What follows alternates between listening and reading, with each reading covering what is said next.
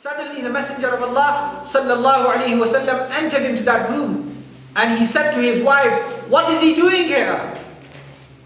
What is he doing here?" And his blessed wives replied and said, "Ya Rasulullah, he's blind." And the Prophet sallallahu alaihi wasallam said, "He's blind, but you're not blind. He's blind, but you're not blind."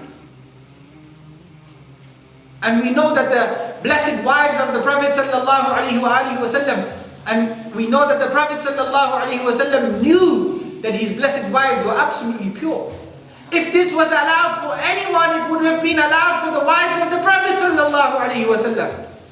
It would have been allowed for women whom Allah Azza wa Jalla described in the Quran and said, "Ya nisa an-nabi lastunna ka ahadin min an-nisa." O wives of the Prophet, you're not like any other women. You're the best of women.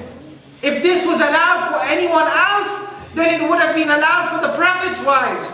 But it wasn't allowed for them. Then how can it be allowed for anyone else? How can it be allowed for anyone else?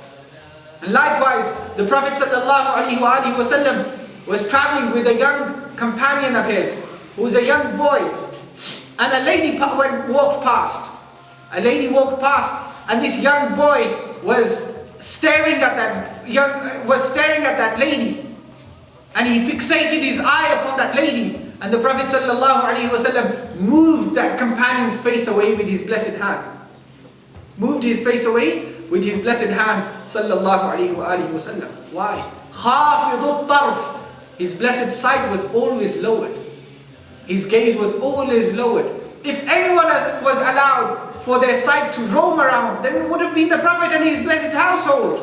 But if they weren't allowed, who are we that it's allowed for us? Right? But people who want to be like the Prophet sallallahu alaihi wasallam, people who want to adhere to his way, then this is his way. Khafidul tarf. He kept his blessed sight lowered all the time. All the time. And you know people who keep their sight